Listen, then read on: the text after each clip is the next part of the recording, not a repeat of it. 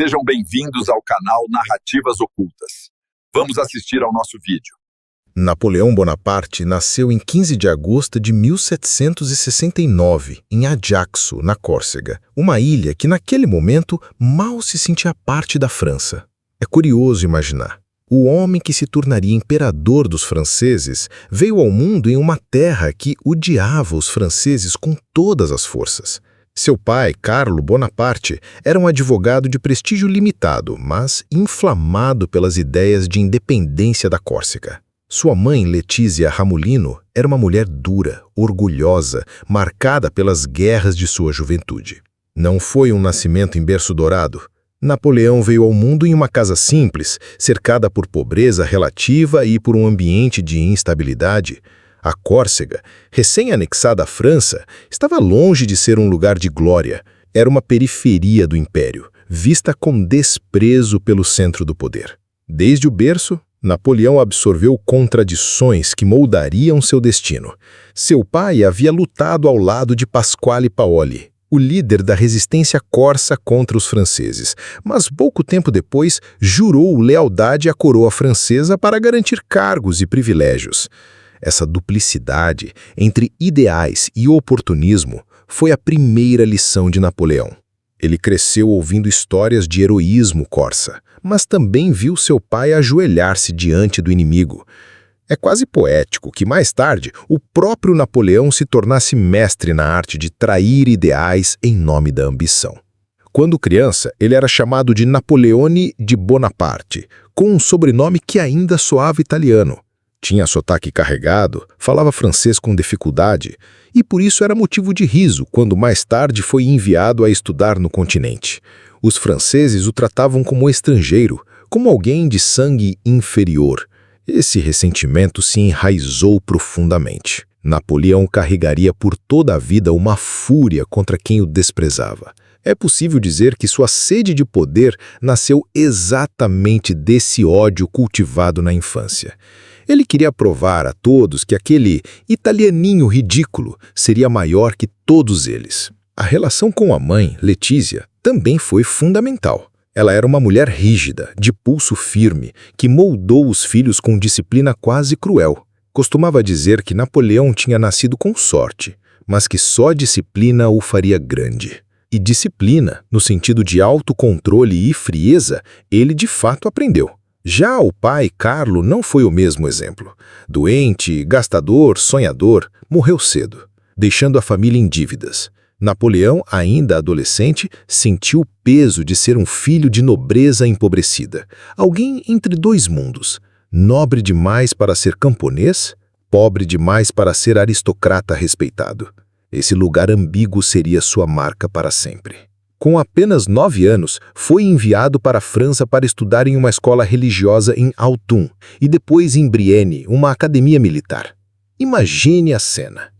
Um garoto de sotaque estranho, aparência frágil, roupas simples, jogado em meio à elite francesa. Ele se tornou alvo imediato de bullying. Chamavam-no de palhaço corso, zombavam de sua fala, de seus modos, até de seu cheiro. Napoleão reagia com silêncio e ressentimento. Isolava-se, passava horas lendo livros de história e filosofia, como quem busca armas para uma guerra futura. Lia Plutarco, lia Tácito, devorava biografias de heróis antigos. Não era uma leitura inocente, era uma preparação. Ele estudava como os grandes homens conquistavam poder e como mantinham a obediência. Mas esse mesmo menino sofrido também tinha um lado surpreendente, o da imaginação literária. Adolescente, escreveu uma novela chamada Clisson et Eugénie, um romance açucarado, cheio de sentimentalismos, que mostrava seu lado romântico. O detalhe curioso é que o livro é quase uma confissão. Já naquela época, Napoleão via o amor como algo que mistura paixão, tragédia e inevitável traição. É perturbador pensar que o futuro imperador, que arrastaria milhões para a morte, começou sua vida escrevendo como um adolescente apaixonado e carente. Sua passagem por Brienne consolidou o que seria sua arma secreta, a obsessão. Ele não era um gênio inato, como muitos gostam de acreditar. Não nasceu sabendo estratégias brilhantes. Era um aluno mediano em matemática e geografia, mas estudava com fúria, repetindo exercícios até dominar o assunto. Foi assim que se destacou.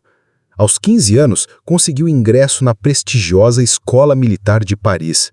Lá, a diferença de origem social ficou ainda mais desencarada.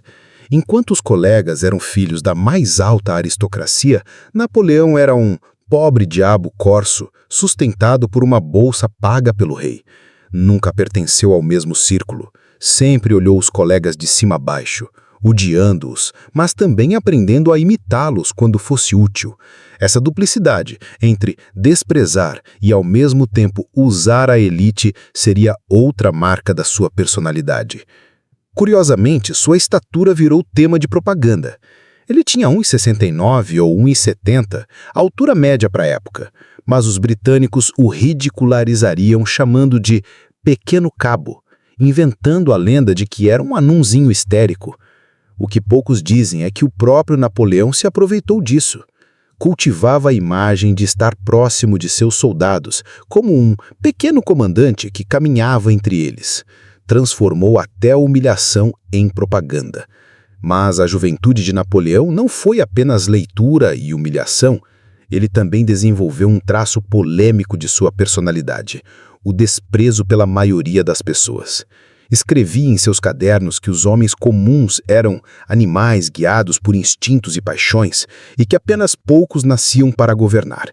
Esse pensamento elitista, quase ditatorial, já estava formado antes dele ter qualquer poder. Napoleão não se tornou um tirano apenas no trono. Já era tirânico na sua cabeça muito antes. Em 1785, com apenas 16 anos, formou-se como segundo tenente de artilharia. Era um jovem oficial sem fortuna, sem conexões, mas com uma arma secreta, a capacidade de esperar a oportunidade perfeita e agir com brutalidade quando ela surgisse. Nos anos seguintes, viveria entre pequenos comandos, momentos de tédio e humilhações, até que a Revolução de 1789 explodisse em Paris e transformasse sua vida para sempre. O jovem corso desprezado estava prestes a se tornar a criatura mais temida da Europa. Mas antes de comandar exércitos e coroar a si mesmo, ainda teria que provar que o menino ridicularizado poderia ser o general que mudaria a história. A Revolução Francesa de 1789 explodiu como um terremoto, que destruiu velhas certezas. E para Napoleão Bonaparte, então jovem oficial de artilharia com pouco mais de 20 anos, esse terremoto foi a oportunidade pela qual ele esperava. A França antiga, aristocrática e fechada, onde ele sempre seria visto como um estrangeiro medíocre, estava ruindo. No lugar dela, surgia um mundo caótico, aberto a aventureiros, oportunistas e ambiciosos. Poucos estavam mais preparados para mergulhar nesse caos do que Napoleão. Mas é preciso dizer a verdade. Napoleão não foi um revolucionário idealista. Nunca acreditou de fato em igualdade ou fraternidade. O que ele viu na Revolução foi uma brecha. A queda da nobreza abrir espaço para que homens de origens obscuras como ele chegassem a lugares que antes estavam trancados para sempre. O discurso de liberdade era para a multidão. Para Napoleão, o que importava era o poder.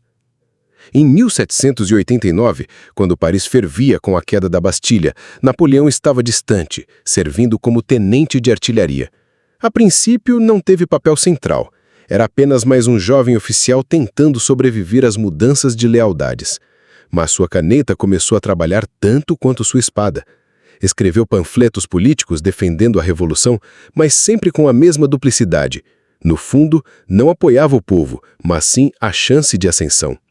Curiosamente, chegou até se aproximar novamente de Pasquale Paoli, o líder da independência corsa, tentando conciliar seu cursismo natal com a Revolução Francesa, mas mais uma vez Paoli o rejeitou, chamando-o de traidor em potencial.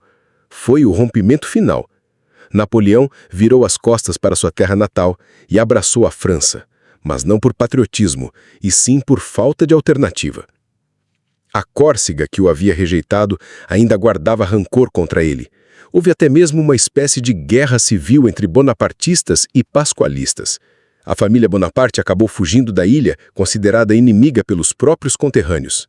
Napoleão, portanto, não tinha mais uma pátria. Nem era corsa, nem era plenamente francesa. Era um apátrida, um oportunista sem raízes, livre para reinventar-se como quisesse. Esse descolamento de identidade explicaria a sua frieza futura. Napoleão não servia a um país, mas apenas a si mesmo. Em 1793, a primeira chance real surgiu. A França estava em guerra contra uma coalizão de monarquias europeias e os ingleses haviam tomado Toulon, porto estratégico. Foi ali que Napoleão brilhou pela primeira vez.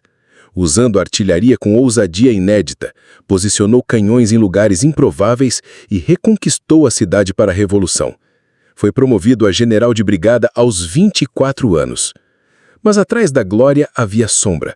Depois da vitória, ele aprovou execuções em massa de prisioneiros realistas. Não houve piedade. Centenas, talvez milhares, foram fuzilados sem julgamento. Ali nasceu o mito do gênio militar, mas também a realidade do carrasco implacável. A polêmica começa aqui: salvador ou carniceiro? Foi nesse período também que Napoleão se aproximou dos jacobinos radicais, especialmente de Augustin Robespierre, irmão do famoso Maximilien. Durante o terror, Napoleão foi beneficiado por essas conexões.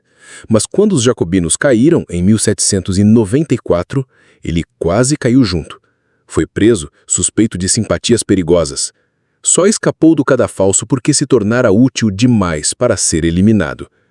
Essa habilidade de se manter vivo em meio a mudanças de regime seria uma das suas marcas. Napoleão nunca se prendia a ideologias. Quando os jacobinos estavam no poder, ele era jacobino. Quando caíam, ele virava moderado. Quando precisou, flertou até com monarquistas. A única bandeira que sempre defendeu foi a sua própria. Em 1795, outro momento decisivo. Uma insurreição realista ameaçava o governo do Diretório em Paris. A multidão avançava pelas ruas e Napoleão foi chamado para contê-la. Sua resposta entrou para a história. Ordenou que os canhões disparassem contra civis parisienses. Centenas morreram em segundos. O episódio ficou conhecido como o tiro de metralha. E aqui está a contradição que raramente se ensina nas escolas. O herói da Revolução, celebrado como defensor da República, começou sua carreira massacrando o próprio povo. Esse é o Napoleão real, despido de mitos. Não hesitava em transformar compatriotas em corpos ensanguentados se isso garantisse sua ascensão. O Diretório recompensou sua brutalidade com poder. Napoleão ganhou o comando do exército da Itália. Mas sua vida privada nesse período revela outro lado polêmico. Apaixonou-se por Joséphine de Beauharnais, uma viúva 6 anos mais velha, com fama de sedutora e conexões políticas valiosas. Napoleão se deixou dominar pela paixão. Escrevia-lhe cartas quase humilhantes, declarando amor absoluto, implorando por atenção. Enquanto ele sangrava em campo de batalha, Joséphine o traía com oficiais em Paris. O contraste é brutal. O homem que fazia reis tremerem rastejava emocionalmente por uma mulher que mal lhe era fiel. Mais tarde ele a trairia também, mas nunca deixou de ser obcecado por ela. Essa relação cheia de hipocrisia moldaria sua visão sobre mulheres, sempre troféus, nunca iguais. O período revolucionário também o colocou frente a frente com dilemas sobre religião. Em público, Napoleão defendia a laicidade e se dizia filho da razão iluminista. Em privado, mostrava-se supersticioso, acreditava em sinais, presságios e teve contatos com ocultistas. É curioso imaginar que o grande ícone da modernidade política era, no fundo, um homem que consultava astrólogos e tinha medo de gatos. Sim, gatos. Testemunhas relataram que Napoleão tinha verdadeira fobia de felinos, talvez ligada a crenças corsas de que gatos eram animais agorentos. O general que encarava canhões tremia diante de um simples felino doméstico. Mas voltemos à Revolução. Napoleão, ao contrário do que muitos pensavam, não foi apenas beneficiado pela instabilidade. Ele próprio a usou como arma. Em várias ocasiões, escrevia relatórios exagerados de suas vitórias, transformando pequenas escaramuças em feitos grandiosos. Criou sua própria propaganda. Antes mesmo de ser imperador, já entendia que a guerra não se vencia apenas no campo de batalha, mas também nos jornais e panfletos. Inventava glórias, ocultava derrotas, forjava sua lenda ainda que era apenas um general. Em outras palavras, Napoleão foi um mestre da fake news antes mesmo de existir esse termo. Seu envolvimento direto com as guerras revolucionárias também o expôs a decisões cruéis. Em Toulon, como já vimos, ordenou execuções em massa. Mais tarde, na Itália, forçaria civis a pagar impostos pesados, confiscaria alimentos e deixaria populações inteiras à beira da fome. Tudo em nome da República. Mas o detalhe que quase nunca aparece nos livros escolares é que nessa época ele também lucrou pessoalmente. Documentos mostram que Napoleão desviava parte dos saques para si, acumulando fortuna, enquanto seus soldados passavam fome. O homem que mais tarde seria visto como um símbolo da glória francesa, começou sua carreira revolucionária como um saqueador de luxo. A Revolução Francesa era apresentada ao mundo como luta pela liberdade, mas Napoleão rapidamente mostrou que via tudo como oportunidade de controle. Ele não acreditava em democracia. Dizia abertamente que a multidão é apenas um rebanho que precisa de um pastor. Para ele, os direitos do povo eram ferramentas de manipulação. Essa mentalidade já estava clara antes mesmo de dar o golpe do 18 Brumário. Ao fim da década de 1790, Napoleão já não era apenas um jovem corso desprezado.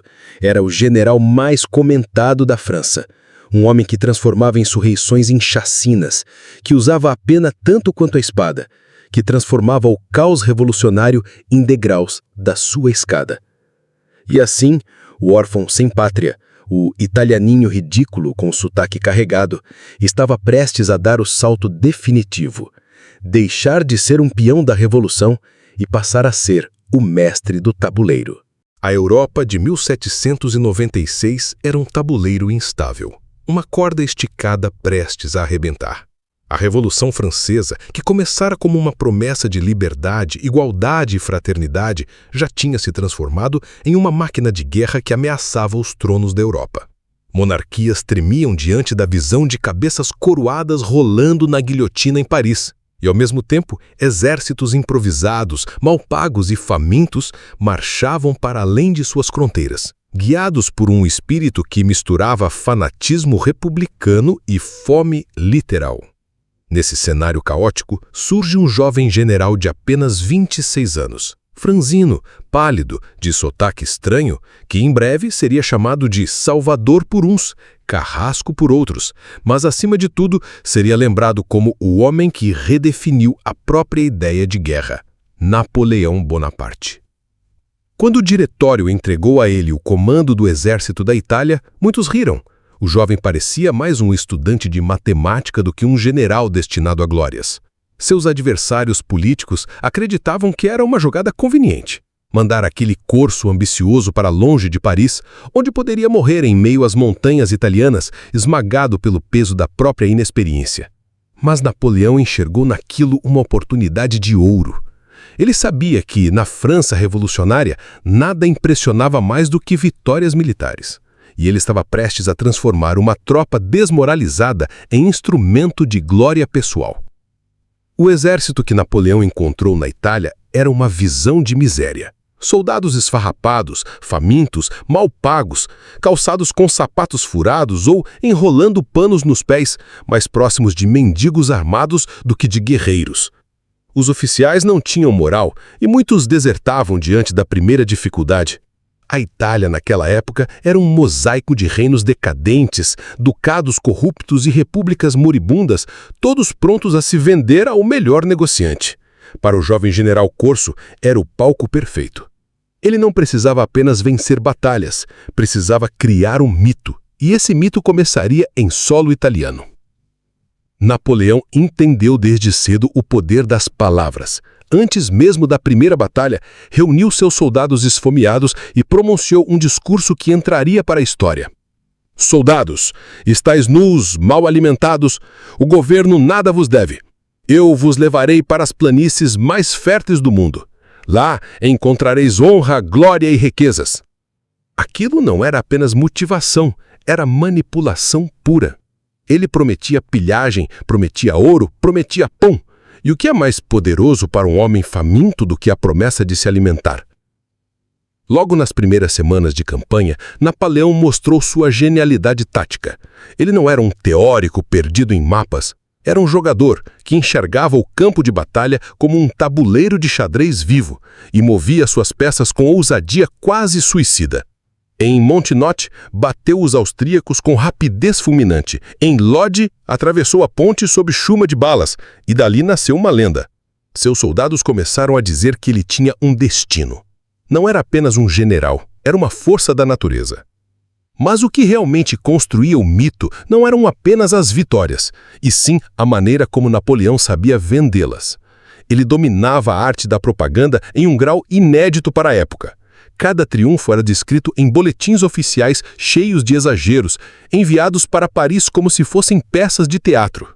A cada linha, os franceses liam como o jovem corso, quase sozinho, derrotava coalizões inteiras de reis e imperadores. Napoleão não apenas guerreava, ele encenava sua guerra. É preciso dizer, porém, que junto com a glória vinha a sombra. A campanha da Itália não foi apenas uma sucessão de vitórias heróicas, foi também uma onda de saques, pilhagens e terror. As promessas que Napoleão fizera a seus soldados foram cumpridas à risca. Igrejas foram saqueadas, cidades inteiras foram obrigadas a pagar contribuições absurdas e coleções artísticas inestimáveis foram levadas para Paris. O Louvre, que hoje ostenta obras como os cavalos de bronze de Veneza e quadros renascentistas, deve muito à rapinagem napoleônica. Sob o manto da civilização, a França revolucionária saqueava a Itália em nome da liberdade. Napoleão, entretanto, não se via como um ladrão. Pelo contrário, acreditava estar cumprindo um destino maior. Para ele, a pilhagem era apenas o preço que os italianos deviam pagar por serem libertados do despotismo decadente. Era o início de uma contradição que o acompanharia por toda a vida. O libertador, que ao mesmo tempo era opressor. Enquanto isso, em Paris, os boletins sobre suas vitórias incendiavam a imaginação pública. O diretório, que antes o via como um general descartável, começou a perceber que havia criado um monstro. Napoleão voltava da Itália não apenas como vencedor, mas como celebridade. Mulheres queriam vê-lo, escritores o exaltavam, pintores o retratavam. Ele era jovem, ousado, brilhante e vitorioso, exatamente o herói que a França revolucionária precisava. Mas era também um homem perigoso, cada vez mais consciente de que não lutava apenas pela pátria, mas por si mesmo. E havia mais. A Itália não só lhe dera vitórias militares, mas também lhe abriu portas políticas. Foi durante essa campanha que Napoleão percebeu que, além de comandar exércitos, podia comandar ideias. Fundou jornais, escreveu proclamações, controlou a narrativa. Quando descrevia a si mesmo atravessando a ponte de Lodi sob fogo cerrado, estava plantando deliberadamente o mito do herói invencível. Muitos acreditavam que naquela ponte nascera a lenda de Napoleão, e ele próprio alimentava essa crença. Contudo, a glória tinha um preço em sangue. Milhares de soldados morreram, aldeias foram queimadas, famílias destruídas. A propaganda escondia o horror, mas a verdade é que a campanha da Itália foi uma guerra de rapina conduzida por um jovem que via a vida humana como peça descartável de um tabuleiro maior. Napoleão já começava a exibir a frieza que o tornaria temido. No final, ao assinar o Tratado de Campo Fórmio em 1797, Napoleão não apenas garantiu a expansão da influência francesa, mas também mostrou que havia se tornado mais poderoso do que o próprio governo que o nomeara. Ele assinou tratados, redesenhou mapas, derrubou e ergueu governos na Itália como se fosse um monarca em tudo menos no título. O diretório começava a desconfiar que não era mais ele quem controlava Napoleão, era Napoleão que controlava a França. Assim, a campanha da Itália não foi apenas um episódio militar. Foi o nascimento de um mito. O jovem corso franzino transformara-se em herói nacional, um símbolo de glória, mas também em algo mais perigoso. Um homem que acreditava estar destinado a governar. E esse destino, já naquela época, se confundia com a própria fome de poder. A Itália dara a Napoleão tudo: glória, fama, riqueza, confiança, soldados devotos e inimigos aterrorizados. Mas havia dado a ele também a convicção de que estava acima das leis comuns dos homens. Ali, nas planícies italianas, nas pontes atravessadas sobre fogo cerrado, nas cidades saqueadas em nome da liberdade, nasceu o imperador que ainda não existia, mas que já morava dentro daquele jovem general.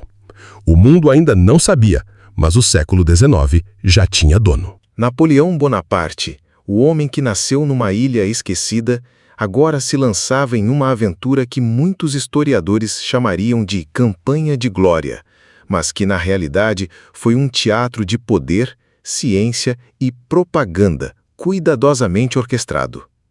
Em 1798, aos 29 anos, ele partiu para o Egito, um território distante, exótico e estrategicamente vital, com a promessa de cortar o caminho das rotas britânicas para a Índia.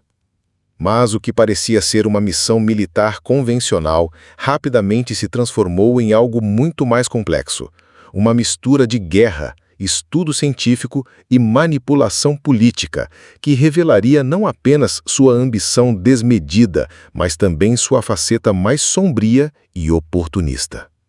Napoleão sabia que não poderia conquistar o mundo apenas com batalhas. Ele precisava controlar a narrativa.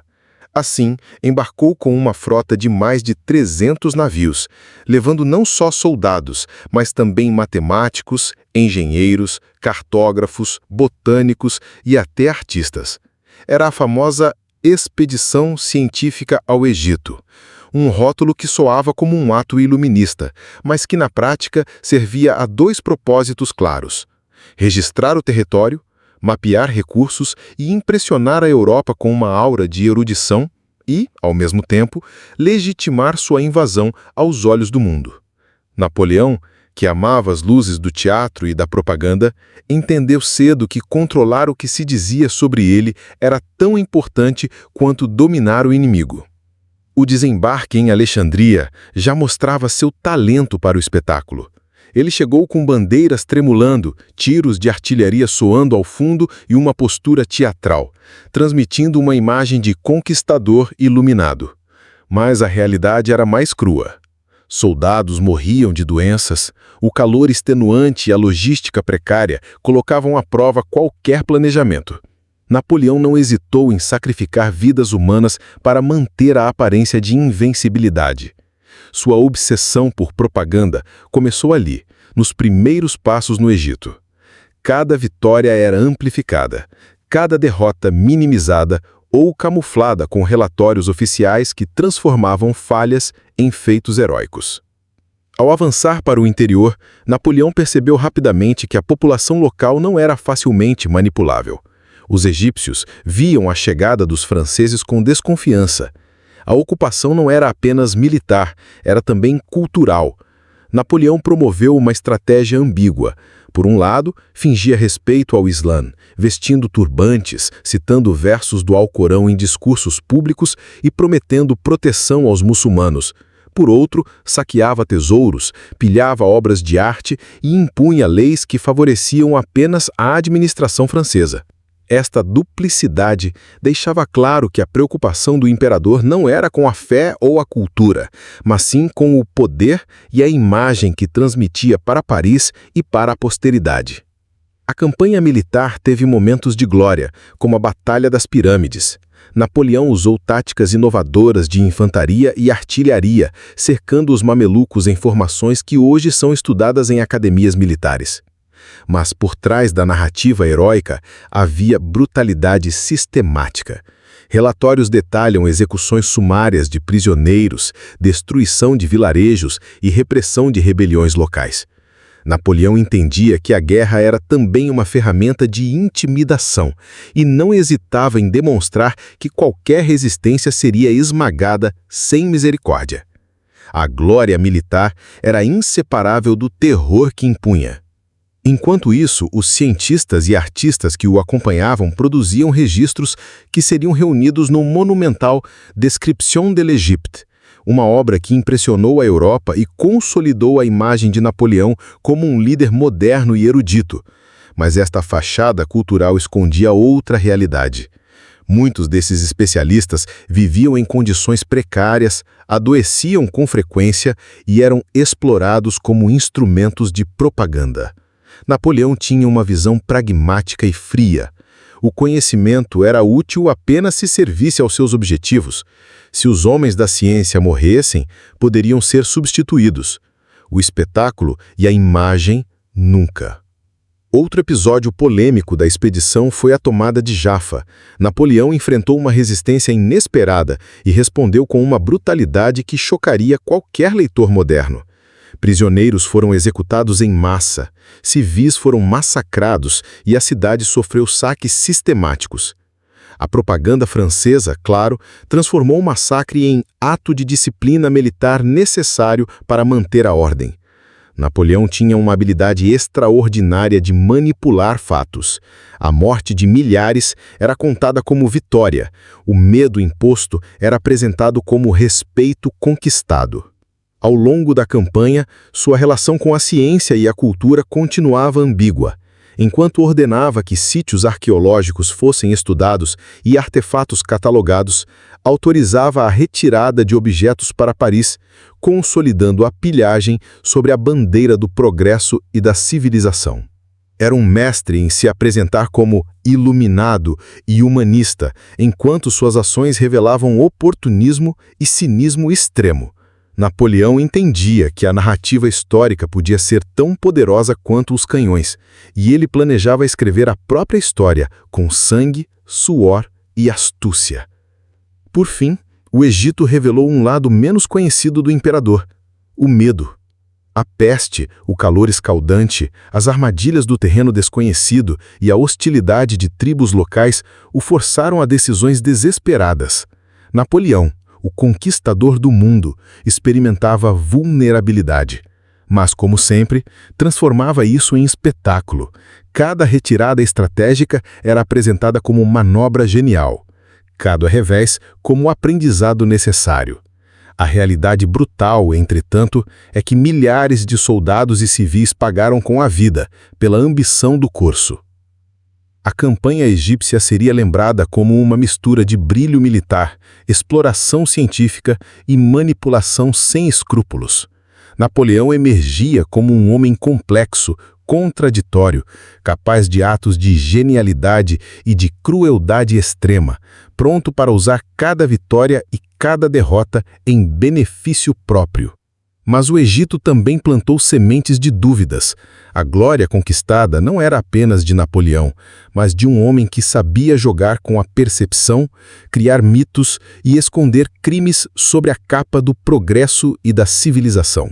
A segunda metade da campanha no Egito mergulha no lado mais sombrio da ambição de Napoleão. O que havia começado como uma expedição quase científica se transformou rapidamente em um pesadelo de violência, doença e manipulação estratégica. A propaganda que chegava à Europa pintava um quadro de conquistas e esplendor. Mas por trás dos jornais e panfletos, o cenário era de caos, medo e morte. Napoleão, sempre atento à percepção pública, sabia que a verdade pouco importava. O que contava era a imagem que ele construía.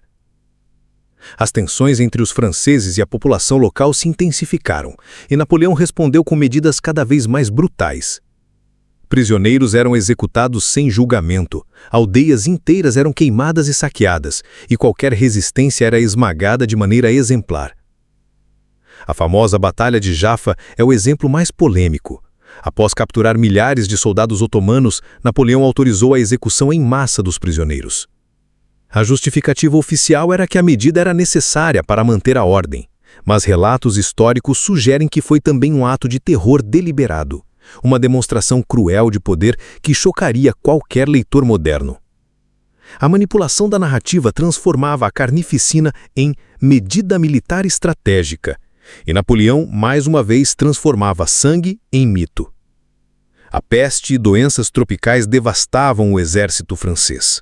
Soldados morriam aos milhares, e Napoleão, em vez de demonstrar vulnerabilidade, tratava cada crise como oportunidade de reforçar sua imagem de líder incansável. Cada movimento era calculado. Retirar-se estrategicamente de um território hostil, prolongar uma batalha arriscada ou lançar uma ofensiva aparentemente arriscada.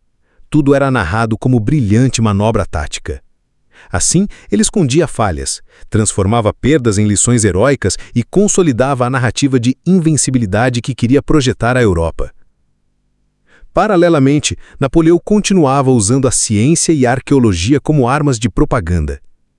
O estudo de sítios históricos e a catalogação de artefatos egípcios eram promovidos como sinais de seu interesse pelo conhecimento e pelo progresso da humanidade. Mas na prática, muitas dessas ações eram saque sistemático, retirando riquezas culturais do Egito para alimentar o prestígio francês. Napoleão entendia que controlar a cultura e a história era tão importante quanto dominar o território. Cada relíquia levada a Paris se tornava parte do mito, reforçando a ideia de que ele era não apenas um guerreiro, mas um imperador iluminado. As tensões religiosas também foram manipuladas de forma estratégica. Napoleão fingia respeito ao Islã e à população muçulmana, aparecendo em cerimônias públicas e citando versos do Alcorão. Mas essas demonstrações eram superficiais e utilitárias, destinadas a reduzir a resistência e a criar uma fachada de legitimidade. Em privado, Napoleão e seus oficiais demonstravam desprezo pelo povo local, consolidando a ocupação por meio da força e da intimidação. Essa duplicidade era a essência de sua política. Dominar sem perder a aparência de benevolência, esmagar sem perder o brilho da propaganda. Ao longo da campanha, a relação entre Napoleão e seus homens também revelava facetas polêmicas de seu caráter. Enquanto exigia lealdade absoluta e coragem, ele não hesitava em sacrificar soldados em ataques arriscados ou ignorar suas necessidades básicas. Doenças, fome e desânimo eram tratados com disciplina rígida, e qualquer sinal de fraqueza era punido severamente. Napoleão transformava sofrimento em instrumento de controle, moldando o exército não apenas pela força, mas pelo medo e pela obediência quase religiosa à sua liderança. A retirada francesa do Egito, embora apresentada como estratégica e brilhante, foi marcada por desorganização e desespero. Soldados exaustos, feridos e doentes precisavam atravessar territórios hostis, enfrentar doenças e ataques constantes. Mas Napoleão novamente transformou a narrativa. A retirada foi contada como sucesso tático, um exemplo de genialidade militar, enquanto milhares pagavam com a vida. A propaganda era perfeita, a realidade brutal. O mito do líder invencível se consolidava, apesar dos horrores que se desenrolavam atrás das cortinas do palco egípcio. Ao refletir sobre a campanha, fica claro que Napoleão manipulava todos os elementos à sua disposição: a ciência, a religião, a guerra e a percepção pública. Cada ato de crueldade era cuidadosamente enquadrado, cada desastre era convertido em narrativa de aprendizado e cada vitória, por menor que fosse, era amplificada até se tornar épica. O Egito mostrou não apenas sua capacidade estratégica e militar, mas também seu talento como arquiteto de imagens. Um homem que entendia que a história seria escrita por aqueles que controlassem as lentes da percepção. A campanha egípcia, portanto, é um retrato completo do paradoxo napoleônico. Um gênio militar e propagandista, mas também um oportunista frio e calculista, capaz de transformar ciência em arma, religião em fachada e morte em mito. Napoleão emergiu do Egito mais poderoso e mais perigoso, consolidando a ideia de que a glória e a brutalidade podem caminhar lado a lado, desde que embaladas pela narrativa correta. A Europa, impressionada com o brilho das expedições e os relatos dos cientistas, mal sabia dos horrores que se escondiam atrás do mito.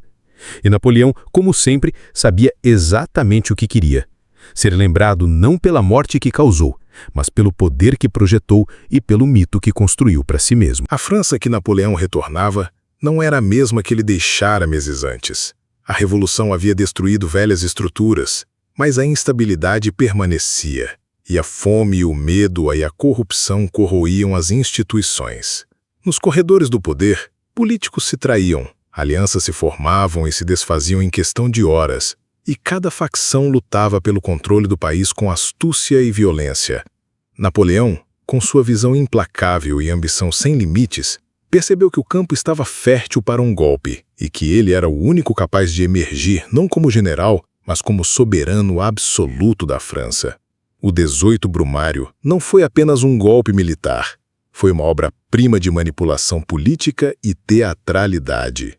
Napoleão sabia que a força bruta sozinha não seria suficiente. Ele precisava que a elite francesa, o povo e os jornais comprassem a narrativa de que sua ascensão era inevitável, quase sagrada. Quando marchou para Paris, cada passo foi calculado. Rumores espalhados, aliados cooptados, opositores intimidados. Nos dias que antecederam o golpe, Paris parecia uma cidade à beira do caos, mas para Napoleão era apenas o palco ideal para sua atuação. No coração do golpe estavam os conselhos e assembleias revolucionárias. Napoleão entrou nelas como quem entra em cena, dominando com presença física, argumentos afiados e, sobretudo, a aura de inevitabilidade que cultivava com maestria. Quando ameaças surgiam, não hesitava em usar a intimidação. Oficiais armados, ordens confusas e discursos inflamados transformavam cada confronto em teatro e terror. A história oficial muitas vezes tenta suavizar esses momentos, apresentando Napoleão como herói da ordem, mas a realidade era crua. Chantagem, medo e manipulação eram suas armas mais afiadas. Ao se consolidar como primeiro cônsul, Napoleão iniciou um novo tipo de governo.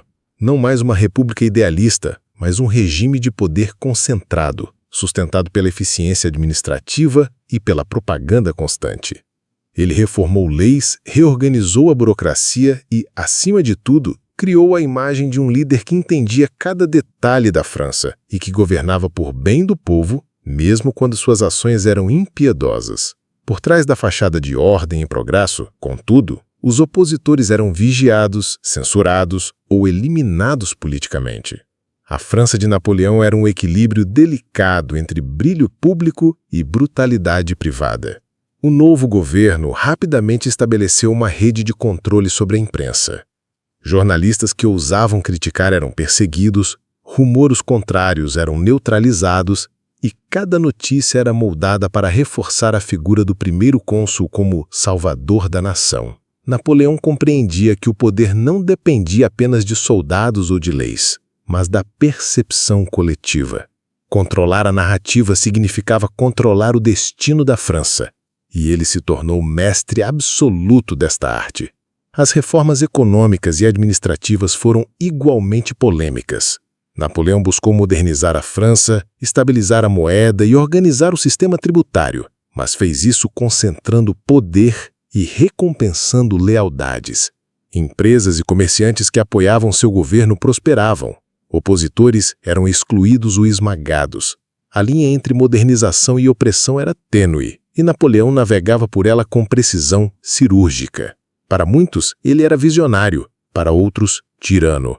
Mas todos reconheciam sua habilidade em transformar caos em ordem aparente. No campo militar, Napoleão continuava a se destacar, mesmo agora como líder político. Suas campanhas eram planejadas com rigor, e ele não hesitava em usar a guerra como instrumento de política. Conflitos internos eram sufocados e sua presença nos campos de batalha servia tanto para inspirar soldados quanto para intimidar inimigos e rivais políticos. A guerra e a política se tornavam inseparáveis em sua mão, e cada vitória fortalecia não apenas seu território, mas também seu prestígio pessoal. Ao analisar o período do 18 Brumário e o início do consulado, torna-se claro o quanto Napoleão era um estrategista da realidade e da percepção. Cada movimento era pensado para maximizar resultados e minimizar resistência. Cada discurso era ensaiado para inspirar confiança. E cada ato de violência era justificado como necessário para a segurança da nação. A genialidade dele residia não apenas na capacidade militar, mas na compreensão profunda de que poder e mito caminham juntos, e que um líder pode moldar não apenas o presente, mas a memória que o futuro terá dele. O golpe consolidou Napoleão como figura central da França, mas também plantou as sementes de futuros conflitos. Rivais políticos continuariam a conspirar, e inimigos externos observavam atentamente.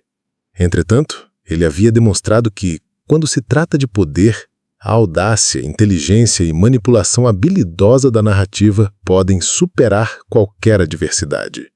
A partir desse momento, Napoleão não era mais apenas um general. Era o arquiteto do destino francês.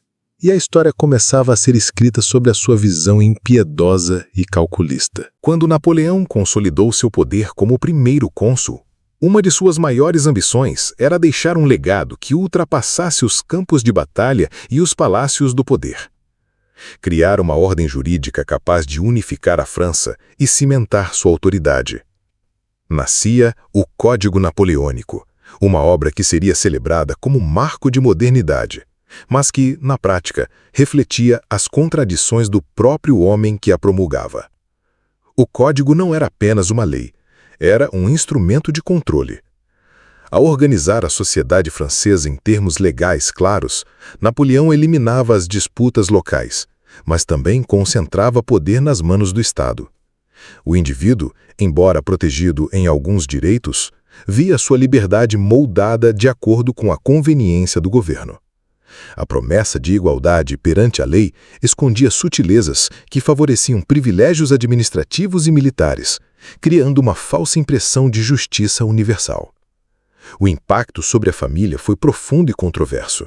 As mulheres, por exemplo, foram severamente restringidas em direitos legais, subjugadas à autoridade do marido, limitadas na herança e na capacidade de gerir bens próprios.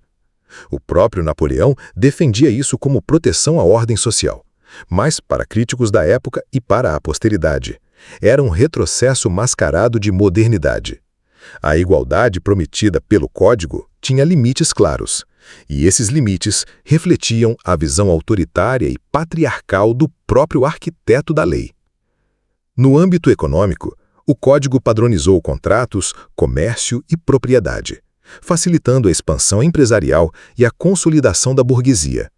Empresários e comerciantes que se alinhavam ao regime prosperavam, enquanto opositores enfrentavam barreiras legais e burocráticas. Napoleão compreendia que o crescimento econômico precisava ser acompanhado de controle político. Leis claras não apenas organizavam a sociedade, mas moldavam comportamentos e fidelidades. As reformas administrativas que caminharam lado a lado com o Código foram igualmente polêmicas. Napoleão reorganizou províncias, implementou prefeitos leais, centralizou o poder e criou um sistema burocrático eficiente, mas impiedoso.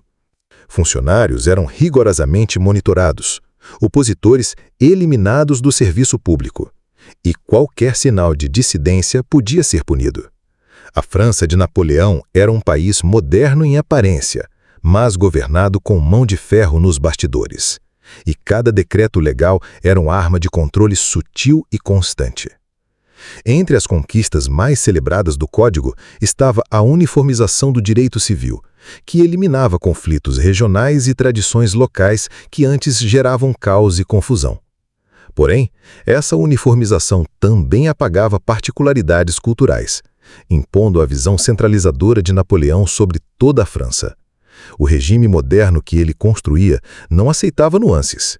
A lei era uma extensão direta de seu poder, e a obediência não era apenas esperada, era exigida. A relação com a Igreja Católica também revelou contradições. Napoleão assinou o Concordato, 1801, restaurando certa influência da Igreja, mas sempre sob seu controle.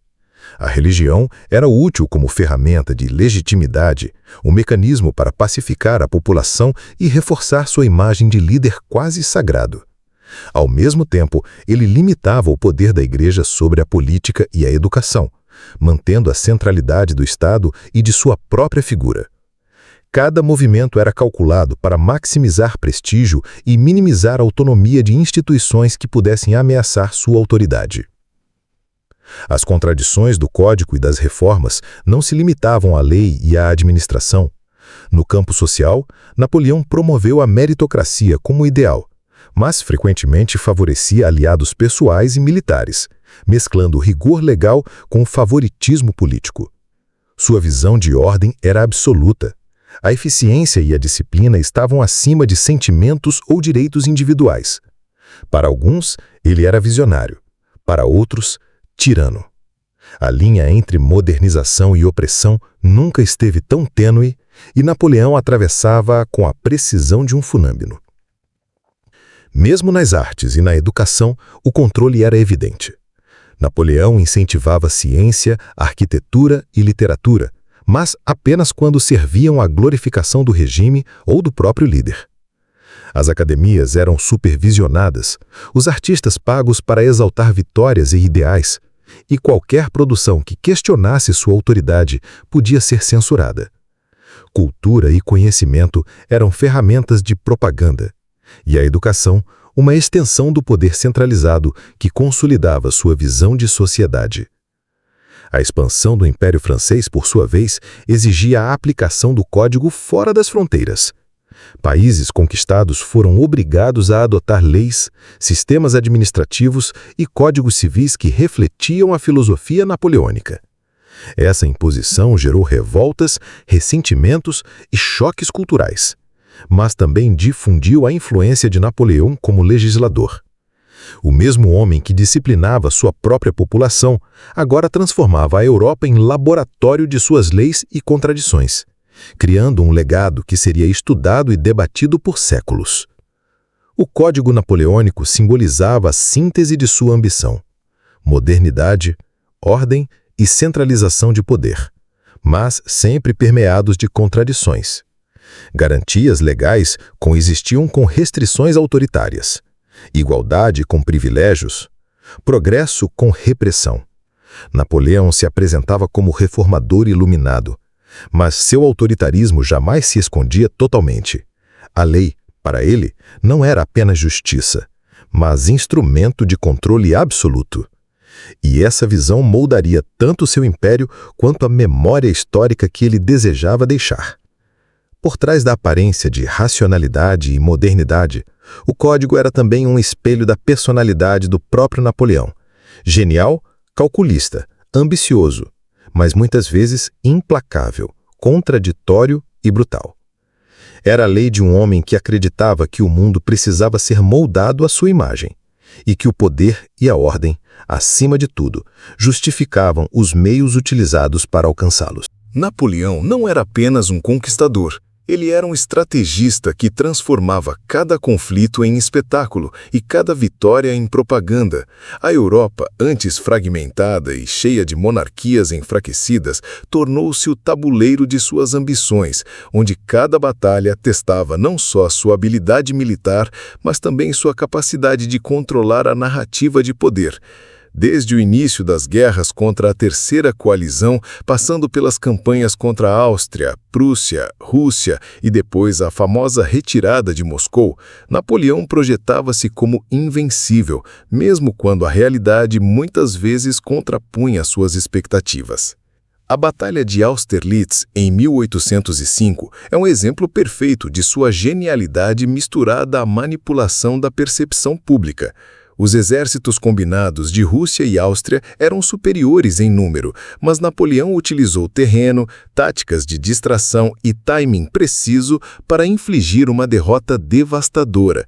Nos jornais e nas cartas enviadas à França, a narrativa construída reforçava a imagem de herói absoluto, enquanto a carnificina no campo de batalha, a morte de milhares e o sofrimento dos soldados eram minimizados ou transformados em sacrifício glorioso. Era a habilidade de Napoleão em controlar a história em tempo real, moldando a memória de seus feitos. Mas o sucesso militar vinha acompanhado de críticas ferozes. Muitos o acusavam de transformar a Europa em um laboratório de sofrimento humano, impondo um domínio que trazia morte e devastação em nome da ordem. As cidades eram saqueadas, os campos queimados, civis mortos ou deslocados. Napoleão, no entanto, justificava esses atos como necessários para a consolidação do império e a manutenção da disciplina entre aliados e inimigos. A visão de grandeza que projetava estava inexoravelmente ligada à violência sistemática, algo que seus contemporâneos e historiadores posteriores não puderam ignorar. As campanhas na Península Ibérica revelaram a fragilidade do mito de invencibilidade quando confrontado com resistência popular. Guerrilhas espanholas e portuguesas, apoiadas pela Inglaterra, mostraram que Napoleão podia vencer batalhas, mas não controlar corações e mentes. A brutalidade de suas tropas, as execuções sumárias e a repressão de civis apenas alimentavam ódio e insurgência. A imagem de Napoleão como estrategista imbatível começava a se chocar com a realidade de um império que exigia mais do que habilidade militar para sobreviver. Necessitava de lealdade genuína, algo que a força das armas sozinha não podia garantir. O confronto com a Rússia em 1812 seria o teste final de sua ambição desenfreada. A invasão começou como demonstração de poder absoluto, mas rapidamente se transformou em desastre monumental. Tropas mal preparadas, logística inadequada e o inverno rigoroso se combinaram para destruir grande parte do Grande Armée. O que deveria ser um triunfo glorioso virou um pesadelo de fome, frio e desorganização. Napoleão escapou quase milagrosamente, mas a campanha marcou o início do declínio de seu império, provando que nem mesmo sua genialidade podia controlar completamente os elementos e a resistência popular. A propaganda, no entanto, continuava a funcionar. Mesmo em retirada, Napoleão se apresentava como o herói, planejando futuras campanhas e controlando relatos de derrotas para proteger sua imagem de líder invencível. A Europa via sua aura de poder intacta, apesar das perdas, e o próprio Napoleão entendia que a percepção de invencibilidade podia ser tão poderosa quanto a realidade militar. Era a construção de um mito pessoal que serviria para manter aliados leais e inimigos hesitantes. O apogeu do Império entre 1807 e 1810 combinava conquistas militares com reorganização administrativa e social dos territórios conquistados. Napoleão impunha leis, códigos civis e sistemas de tributação que consolidavam o controle centralizado. As antigas monarquias eram substituídas por governantes leais, muitas vezes familiares, e cada província se tornava a extensão do poder napoleônico. Ao mesmo tempo, a coerção econômica e militar garantia que o império permanecesse funcional, mas sempre à custa de liberdades e bem-estar locais. A relação de Napoleão com seus marechais e generais também refletia sua complexidade. Ele exigia lealdade absoluta, punia a insubordinação com severidade e recompensava a eficácia com prestígio e riqueza. Os homens que triunfavam sob seu comando eram elevados ao patamar de semideuses militares, enquanto os que falhavam enfrentavam ostracismo ou morte. O império era tanto um sistema de meritocracia brutal quanto uma máquina de medo e controle, mantendo todos em constante tensão. A política externa napoleônica revelava a interdependência entre guerra e diplomacia. Tratados eram usados para legitimar conquistas e consolidar alianças, mas frequentemente desconsideravam populações locais. A coerção política era justificada como avanço da civilização, mas muitas vezes encobria ambições pessoais de poder e prestígio. Napoleão se via como um salvador e organizador da Europa, mas os efeitos reais de suas políticas eram destruição, deslocamento e subjugação. A narrativa que ele construía, de líder iluminado e heróico, contrastava com a dureza de suas ações. Mesmo no auge, críticas surgiam de todas as direções, monarquias exiladas conspiravam, movimentos nacionalistas cresciam e o próprio povo francês começava a sentir o peso de impostos e conscrições constantes. Napoleão, embora mestre da propaganda, não podia apagar os sinais de desgaste do império. Cada vitória precisava ser celebrada, cada derrota cuidadosamente disfarçada, mas o desgaste humano e material acumulava-se silenciosamente, preparando o terreno para a eventual queda. O apogeu do império foi assim um equilíbrio tênue entre conquista, propaganda e repressão. Napoleão conseguiu criar uma imagem de invencibilidade, remodelar a geopolítica europeia e implementar reformas que perdurariam por décadas. Mas o custo foi elevado: milhões de mortos, cidades devastadas, culturas subjugadas e um legado manchado de contradições. O mito e a realidade coexistiam, criando a figura de um líder admirado e temido, cuja ambição não conhecia limites, mas cujas ações frequentemente desafiavam a moralidade e a justiça. A campanha russa de 1812 seria a prova definitiva de que nem mesmo Napoleão podia dobrar a Europa apenas com estratégia e ousadia. Ao cruzar a fronteira russa com o Grande Armée, que reunia mais de 600.000 homens de diversas nacionalidades, Napoleão acreditava estar impondo sua vontade sobre um território vasto e supostamente despreparado. Mas a realidade logo se mostrou cruel. A Rússia não lutava apenas com os soldados, mas com clima, espaço e tempo, usando a tática da terra arrasada, queimando cidades, colheitas e abrigos, obrigando o exército francês a avançar sem recursos adequados. O inverno, já lendário na memória histórica, não foi o único inimigo. A logística falhou de maneira catastrófica. O abastecimento de comida, armas e remédios era insuficiente e doenças começaram a dizimar as tropas. Milhares morreram não em combates, mas de fome, frio e desorganização. Napoleão, acostumado a vencer por meio da superioridade tática, encontrou-se impotente diante de um inimigo invisível e implacável.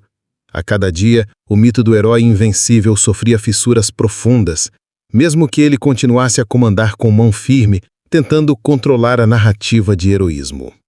Enquanto isso, a propaganda francesa tentava suavizar a tragédia.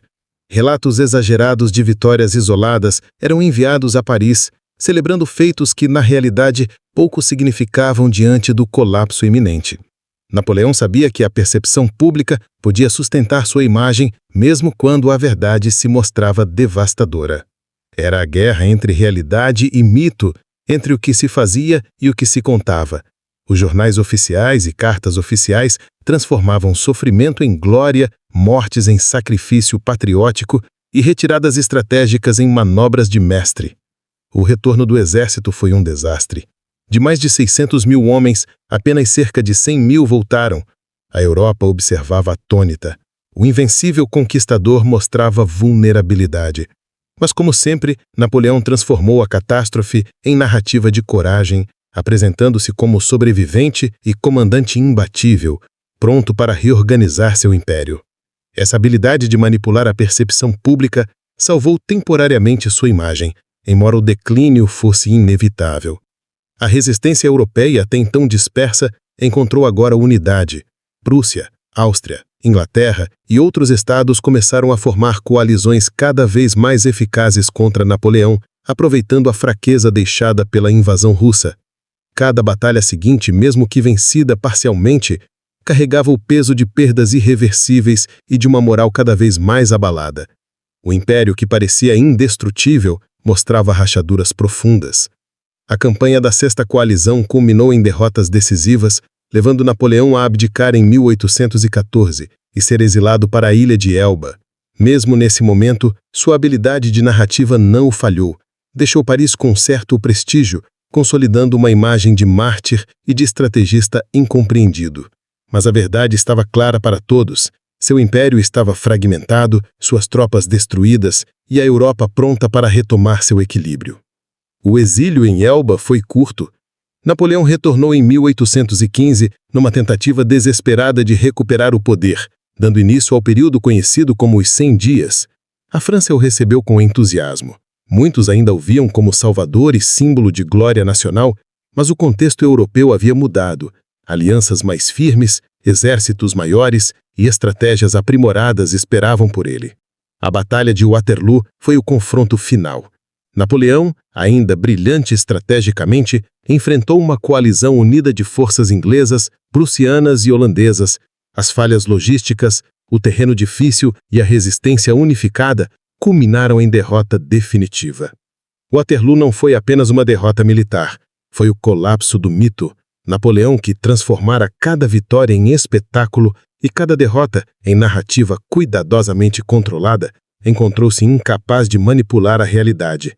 Exilado desta vez para Santa Helena, longe da Europa, privado de qualquer poder, confrontou-se com a própria mortalidade e com a história que não podia mais controlar.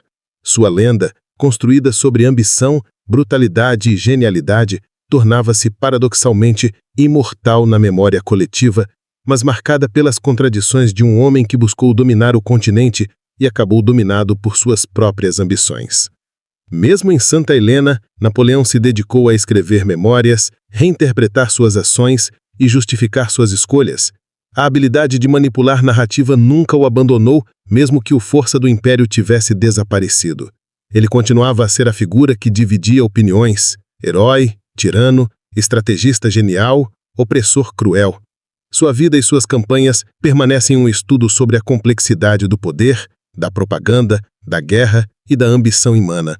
O legado das guerras napoleônicas é duplo: a reorganização da Europa, a modernização de estados e códigos legais, e, ao mesmo tempo, a devastação, o sofrimento humano e as lições sobre os limites do poder absoluto.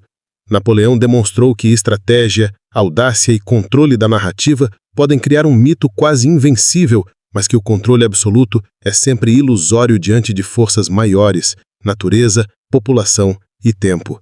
A história mostra que Napoleão conquistou muito, mas também pagou um preço incomensurável, transformando-se em símbolo eterno de glória e tragédia, herói e vilão, mito e realidade. O exílio de Napoleão em Santa Helena não foi apenas uma punição física.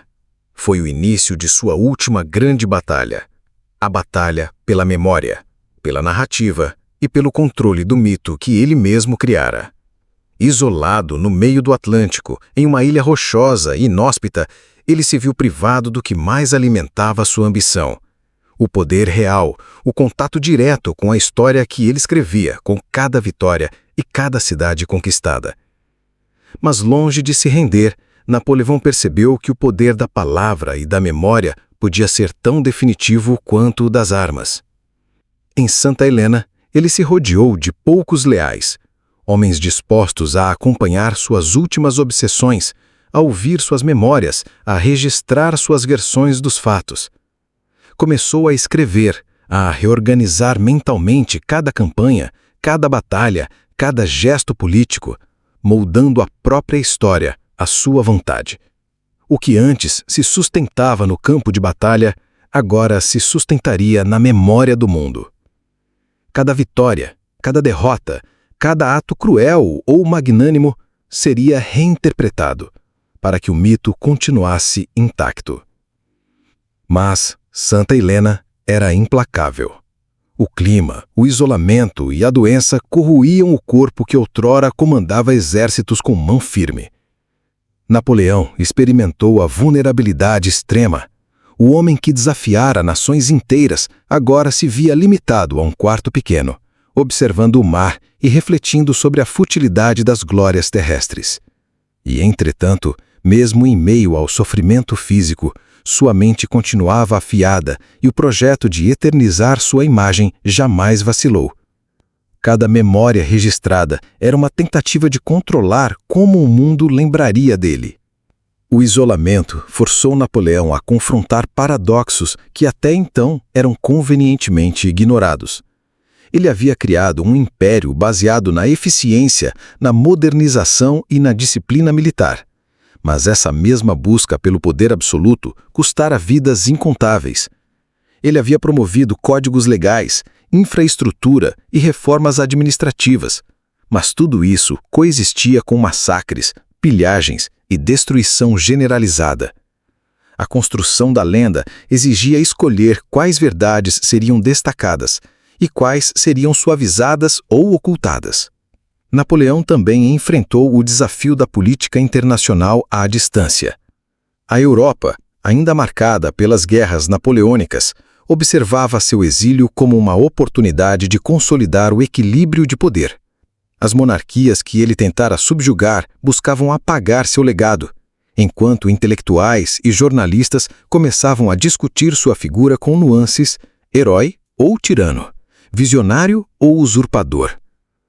O exílio, portanto, tornou-se um palco de disputa simbólica, onde cada carta enviada, cada memória escrita, era uma arma de controle narrativo. O mito de Napoleão cresceu precisamente por causa desse exílio. A distância física intensificava o fascínio pelo homem que, uma vez, parecia invencível. Histórias circulavam sobre sua genialidade militar, sua coragem, seu carisma, e também sobre seus excessos e brutalidade. A mistura de verdade e propaganda que ele dominara em campanhas agora se expandia por si só, alimentada pelo desejo humano de acreditar em figuras maiores que a própria história. Napoleão aprendeu que o exílio podia ser mais poderoso que o comando de um império. A distância cria a aura. Os relatos de visitantes e emissários permitiram que ele continuasse influenciando a percepção pública. Cada detalhe de sua rotina, cada gesto observado era interpretado e reportado, amplificando a narrativa que ele queria sustentar. A de um homem injustiçado, um gênio incompreendido que ainda moldava o mundo com sua presença silenciosa. Napoleão compreendeu profundamente o valor da percepção. Na ausência de ação, a narrativa se tornava a arma mais eficaz. A construção do mito não se limitou à sua sobrevivência física. Ela incluiu a manipulação das próprias memórias.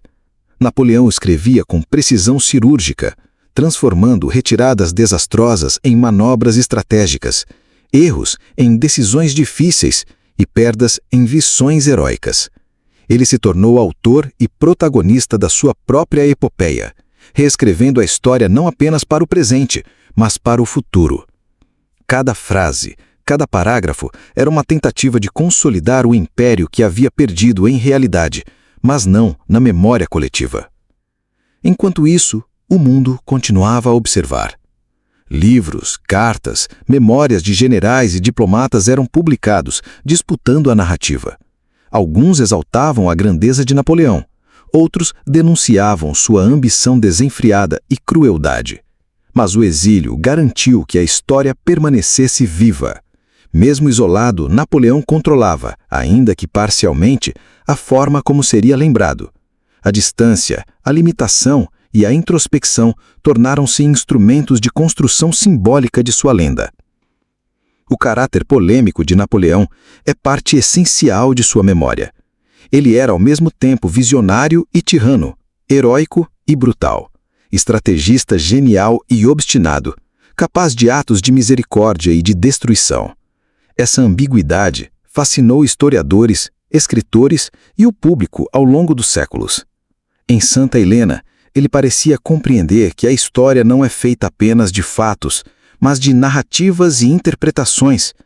Assim, dedicou seus últimos anos a organizar a própria narrativa, consolidando a imagem do homem que ousou desafiar o continente inteiro.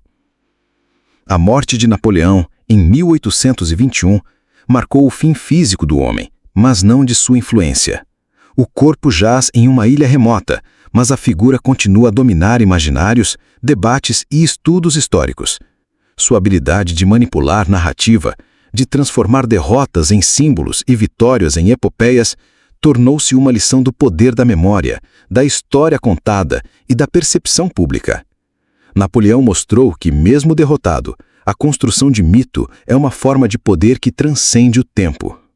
O exílio, portanto, não foi apenas um castigo, mas um laboratório de criação simbólica. Napoleão transformou a derrota em ferramenta, o isolamento em palco, a doença em disciplina mental. Cada carta, cada memória registrada, cada relato selecionado ou reinterpretado tornou-se tijolo na edificação de um legado complexo que continua a fascinar e a provocar. Sua história é, em essência, uma lição de ambição, genialidade, destruição e resiliência narrativa. Hoje, ao olharmos para Napoleão, vemos mais do que um conquistador ou um tirano. Vemos um homem que entendeu que a história é escrita tanto por feitos quanto por narrativas, e que, às vezes, a criação de mito é mais duradoura que a conquista de territórios. Ele mostrou que o poder absoluto é ilusório, mas a construção da memória e do mito é infinita, capaz de atravessar séculos, fronteiras e interpretações. Napoleão morreu em Santa Helena, mas vive eternamente nas páginas que escreveu, nos relatos que inspirou e na complexidade moral e histórica que continua a desafiar nossa compreensão. O impacto de Napoleão Bonaparte transcende os campos de batalha que ele dominou. Ultrapassa fronteiras, atravessa séculos e continua a provocar debates sobre poder, ética e liderança. Seu legado não é linear, não é simples e não se limita a vitórias ou derrotas.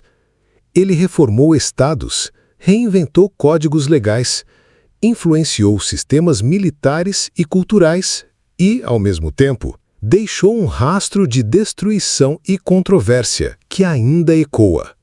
Para compreender a magnitude de sua influência, é necessário analisar não apenas suas conquistas, mas também os métodos pelos quais consolidou a autoridade e moldou sociedades, muitas vezes impondo modernização por meio da coerção e da violência.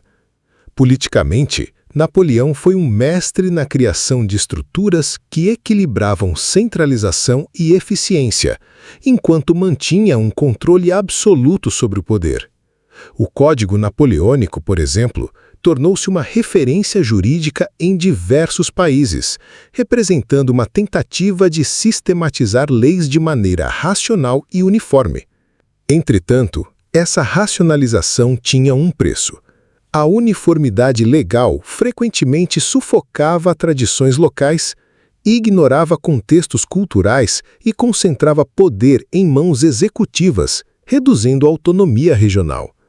A modernização que ele promovia era acompanhada de autoritarismo, e a linha entre reforma e dominação era tênue, muitas vezes imperceptível para quem estava dentro do sistema. No campo militar, Napoleão revolucionou estratégias e táticas, criando exércitos móveis e flexíveis, capazes de derrotar coalizões maiores através de manobras inesperadas e disciplina rigorosa. Seu talento para logística, inteligência e coordenação transformou a guerra em um teatro de precisão quase científica. Entretanto, essa genialidade vinha acompanhada de pragmatismo brutal. O custo humano de suas campanhas era colossal. Ele não hesitava em sacrificar vidas em nome da eficácia ou do avanço político, e suas decisões deixaram marcas indeléveis nas populações conquistadas, que variavam entre admiração e ressentimento profundo. Culturalmente, o impacto de Napoleão é igualmente paradoxal. Ele promoveu ciência, artes e educação, financiou expedições e museus e valorizou o conhecimento como instrumento de poder. A campanha do Egito, por exemplo, não foi apenas militar. Envolveu cientistas, engenheiros e artistas que documentaram a história e a geografia da região, consolidando um imaginário europeu sobre o Oriente que influenciaria política, arqueologia e literatura. Contudo, esse interesse cultural não era neutro, servia à propaganda, à legitimação de conquistas e à construção da imagem de Napoleão como iluminista, herói civilizador e estrategista de múltiplas dimensões. A influência de Napoleão também se manifesta na política europeia posterior. O Congresso de Viena, realizado após sua derrota, foi uma resposta direta à ameaça que ele representava, uma tentativa de restaurar monarquias e equilibrar forças, consciente de que o modelo napoleônico de governo centralizado e eficiente não podia ser ignorado. Países que sofreram suas campanhas aprenderam, muitas vezes à força, sobre mobilização nacional, organização militar e administração centralizada. Napoleão, mesmo derrotado, ensinou por contraste, mostrou como o poder poderia ser concentrado, estruturado e projetado em escala continental. Ainda assim, o legado mais duradouro talvez seja simbólico e psicológico. Napoleão personifica a tensão entre ambição ilimitada e limitação humana. Ele inspirou líderes, escritores e artistas que viram nele exemplo de determinação, criatividade e audácia. Ao mesmo tempo, se tornou símbolo do perigo do autoritarismo e do culto à personalidade. Sua figura provoca reflexão sobre ética, moralidade e as consequências das ações políticas, lembrando que grandes feitos frequentemente coexistem com grandes tragédias. O mito napoleônico, cuidadosamente construído durante seu exílio e perpetuado ao longo dos séculos, contribui para essa ambivalência. O impacto de Napoleão também se estende à memória coletiva das nações que tocou. França, Itália, Alemanha, Egito, Rússia e outros países foram transformados não apenas por suas campanhas, mas também pelo imaginário que deixou. Narrativas de heroísmo, opressão, modernização e destruição coexistem, criando uma teia complexa de interpretações. Historiadores e políticos utilizam sua figura como referência, exemplo ou advertência, e cada interpretação carrega consigo vieses culturais, ideológicos e temporais. A história de Napoleão é, portanto, uma história interpretativa, que se reinventa conforme o contexto em que é lembrada. Em termos institucionais, o legado é profundo. Reformas administrativas, sistemas de educação, códigos legais, infraestrutura e diplomacia profissionalizada representam inovações que moldaram estados modernos. Napoleão mostrou como uma liderança centralizada e eficiente poderia acelerar transformações, muitas vezes à custa de liberdade individual e autonomia local. Sua abordagem prática, muitas vezes impiedosa, redefiniu conceitos de governança, deixando lições que seriam estudadas e adaptadas por líderes futuros, em contextos tão distintos quanto o século XIX e o XXI.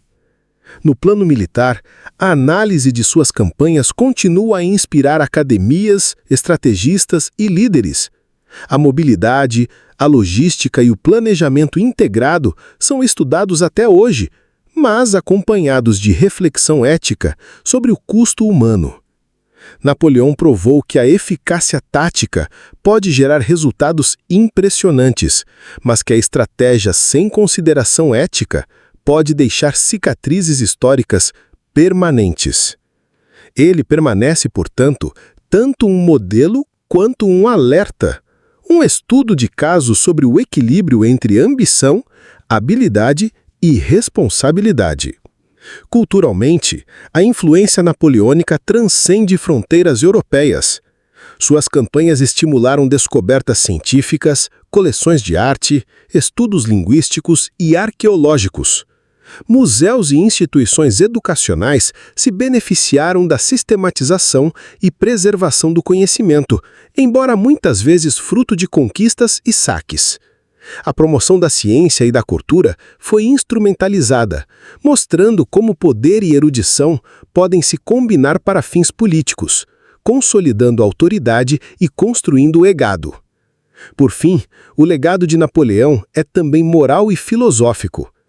Ele força a reflexão sobre liderança, ambição e consequência. A coexistência de genialidade e crueldade, eficiência e autoritarismo, modernização e destruição transformam sua história em uma narrativa polêmica, complexa e fascinante. Napoleão não é facilmente categorizado como herói ou vilão. É um personagem que transcende simplicidades, exigindo análise crítica e reflexão constante sobre a natureza do poder, da memória e do mito. Sua vida, suas conquistas e suas derrotas continuam a ensinar, desafiar e provocar debates. O mito napoleônico, construído cuidadosamente durante seu exílio, perpetuado por historiadores e artistas e analisado por estudiosos de diversas disciplinas, continua vivo. Ele não é apenas uma figura do passado, mas um espelho para o presente, mostrando como liderança, narrativa e percepção pública podem moldar não apenas o destino de indivíduos, mas o curso de sociedades inteiras. Napoleão Bonaparte permanece assim um estudo eterno sobre ambição, engenhosidade, controvérsia e o poder da memória, consolidando sua posição como um dos personagens mais complexos, influentes e discutidos da história mundial.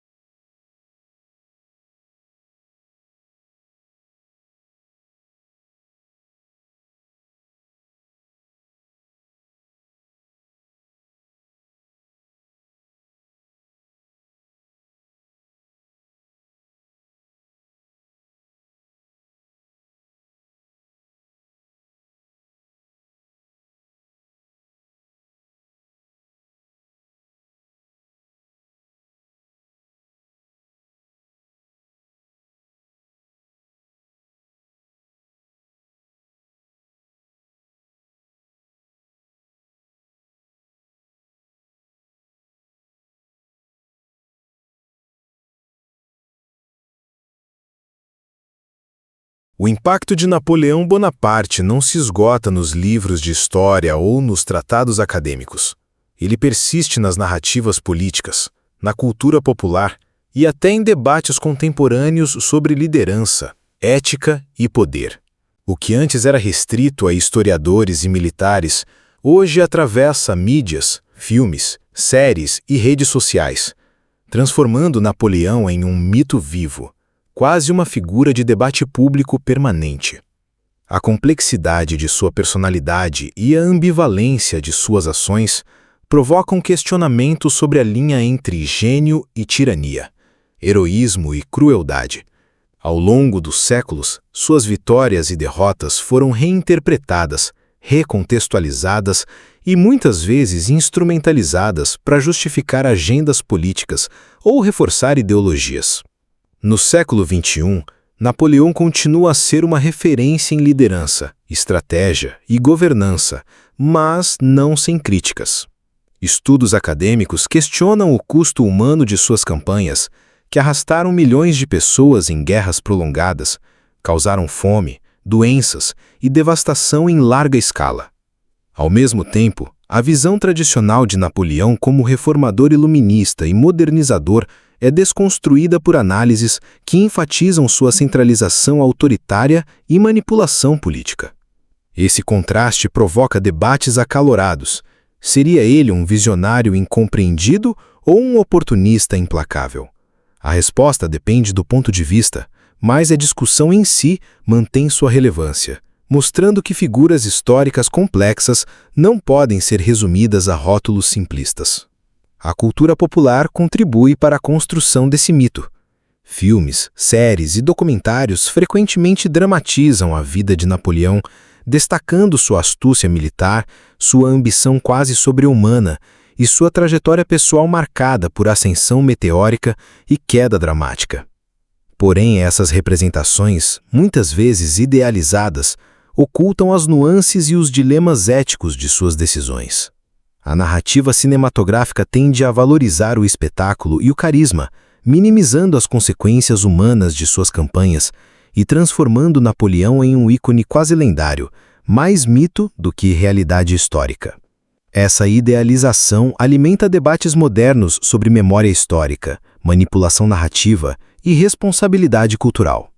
Politicamente, Napoleão é citado tanto como modelo quanto como advertência. Líderes e estrategistas observam suas conquistas organizacionais, seu controle sobre instituições e sua habilidade em consolidar poder, reconhecendo ensinamentos úteis em termos de eficiência e planejamento. Por outro lado, sua trajetória também serve de alerta. Centralização excessiva, culto à personalidade e pragmatismo implacável podem gerar crises, instabilidade e sofrimento social. A dualidade do exemplo napoleônico reforça o caráter polêmico de sua figura, e sua história continua a ser instrumento de análise para compreender os limites e perigos do poder concentrado. O mito persistente também é alimentado por teorias e debates sobre personalidade e psicologia histórica. Estudos contemporâneos exploram seu perfil de liderança, sua capacidade de motivar e manipular e o impacto de suas decisões no curso da história. Psicólogos, historiadores e estrategistas discutem até hoje se sua ambição extrema e confiança quase megalomaníaca foram fundamentais para seu sucesso ou se também carregaram sementes de suas derrotas. A análise de Napoleão como indivíduo, portanto, transcende o histórico para adentrar territórios de reflexão sobre caráter, ética e liderança humana. Finalmente, o estudo das controvérsias modernas revela que Napoleão continua a ser uma figura de debate público, acadêmico e cultural. Sua presença nos currículos escolares, nos museus, na mídia e na cultura popular mantém vivo o questionamento sobre heroísmo, tirania, ética e legado. A discussão sobre ele nunca é consensual. Enquanto uns o veem como mestre da modernidade e do progresso, outros o denunciam como símbolo de autoritarismo e destruição. Essa ambivalência é a chave para entender por que Napoleão Bonaparte permanece relevante e controverso, quase como se o mito tivesse vida própria, desafiando o tempo e a história. O mito persistente de Napoleão é, portanto, mais do que uma lembrança histórica. É um fenômeno cultural, político e social que atravessa séculos e continua a provocar reflexão sobre poder, liderança e memória. Ele desafia a simplicidade, exige análise crítica e mantém viva a tensão entre admiração e condenação. Napoleão Bonaparte, com suas conquistas, derrotas e contradições, é um personagem que habita o imaginário coletivo, lembrando-nos que a história não é feita apenas de fatos, mas também de interpretações, narrativas e escolhas éticas que ecoam muito além de seu tempo.